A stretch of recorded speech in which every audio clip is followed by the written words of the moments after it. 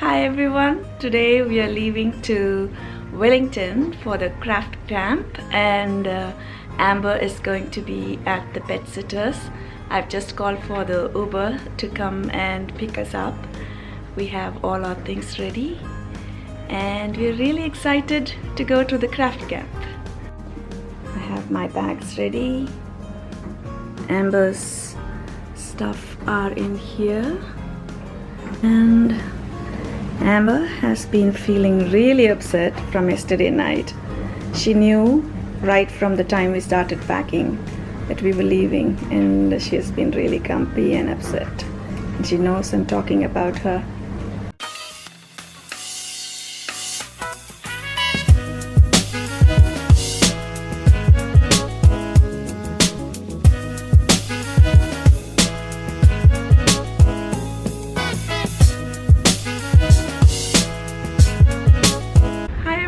So I'm here in Wellington now to attend the craft camp, and the first stop is Holland Road Yarn Company.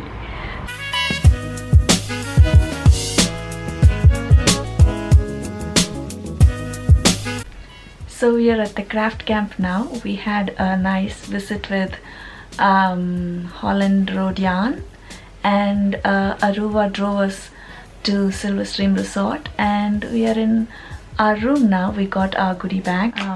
This is our goodie bag, and there are some lovely things inside. I'll show that later, and I'll show you our little room. This is our room number 5, and here, yes, we've already made a mess of the room.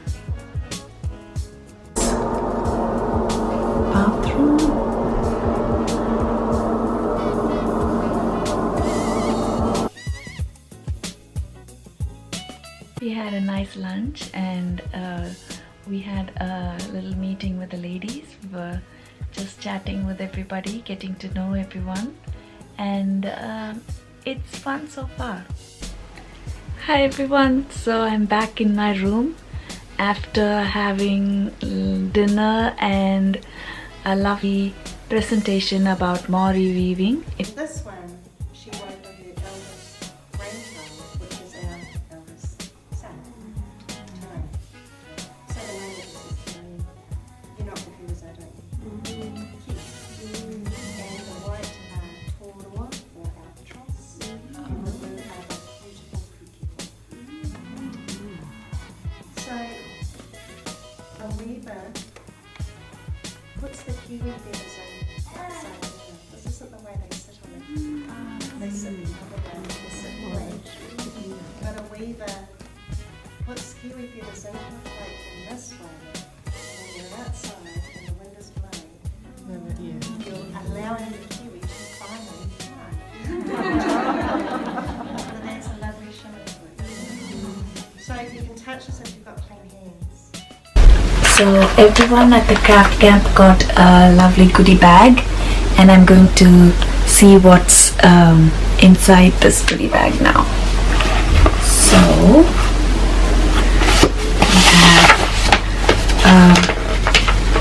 we have some measurement paper, and then there are 2 books from Ashford, and here's another book.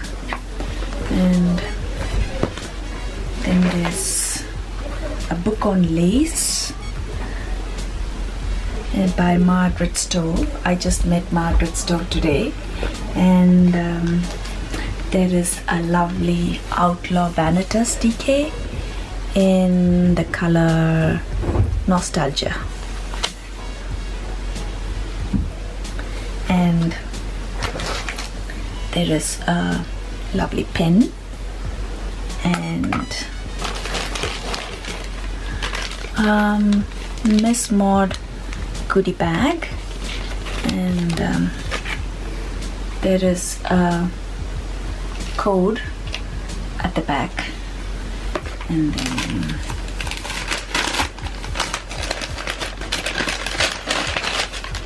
ooh, there's the baby scissors, which I absolutely love.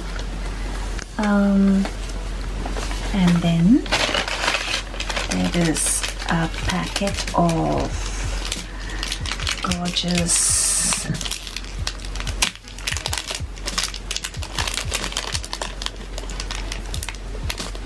buttons, they're like vintage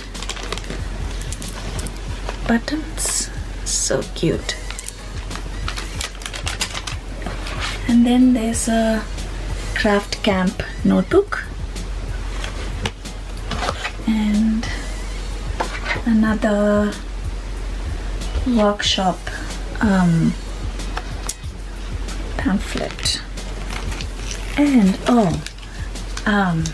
and there is a chocolate Piticus almond gold. So that's my goodie bag. It's really very nice, and I have my badge with my name on it and my class schedule at the back.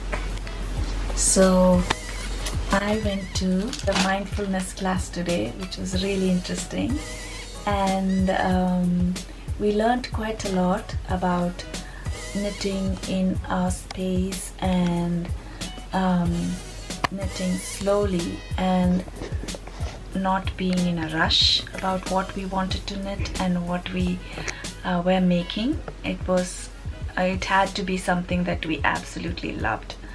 So that was a really interesting class, and then we had dinner, and that's day 1 over. We are now getting ready to go to bed. Hi everyone, it's Saturday today at the craft camp, and I had a good night's sleep. I got up early in the morning, had a shower, and I got dressed, and now I'm going to have breakfast. Today we have our photography class, and then we're going to go to Fiberfest to have a look around.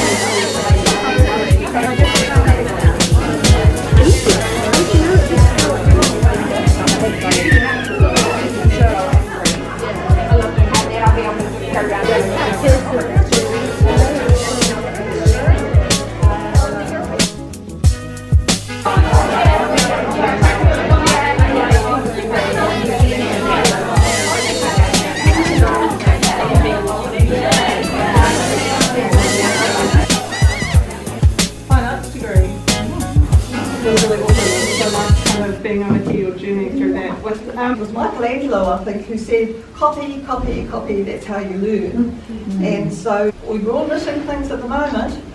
Watch what's happening and see, is that going to tell you something that you can put in your little resource kit to use later on when you want to create something of your own. And learn to read your stitches.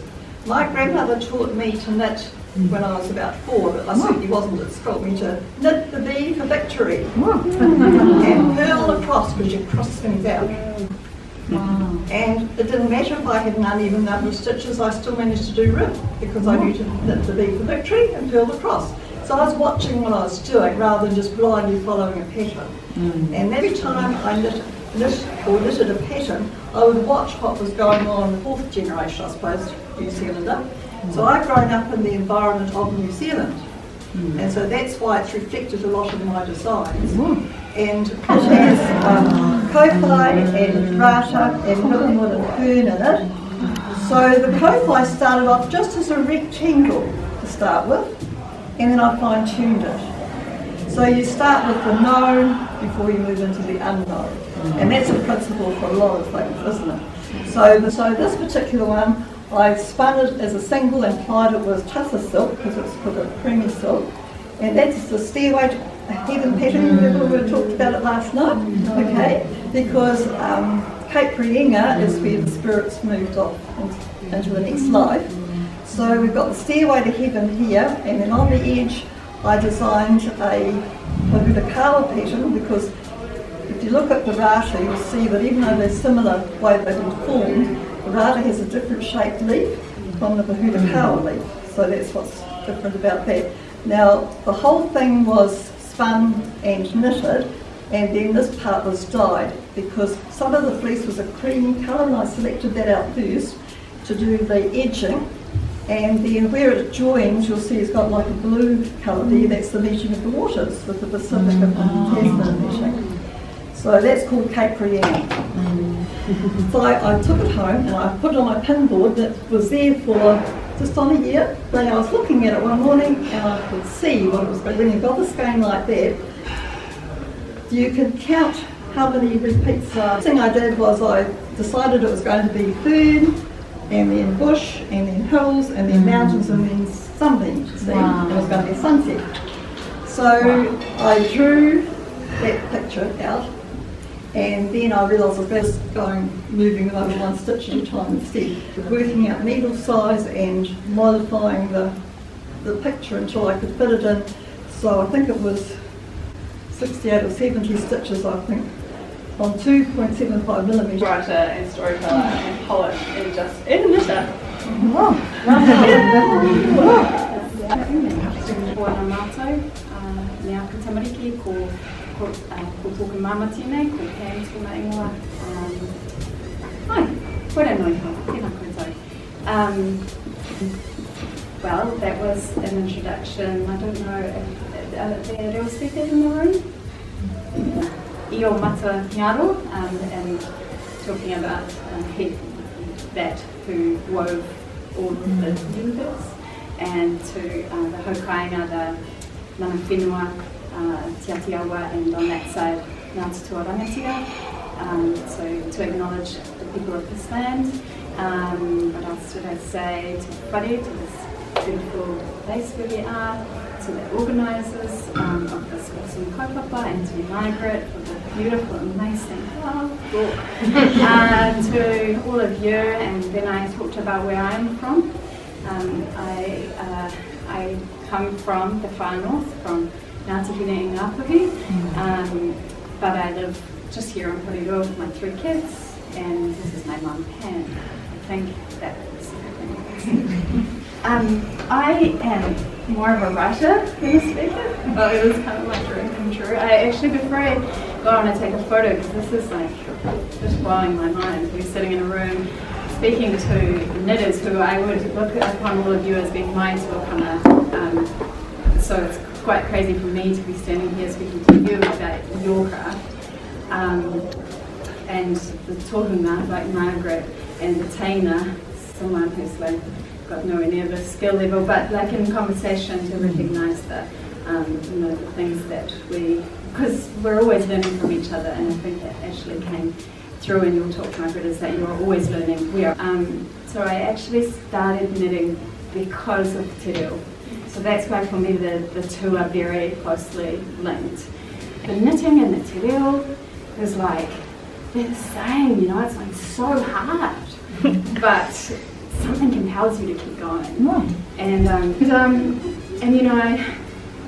working on a manuscript now, hopefully going to be published, but if I finish it, man, it will be because of knitting.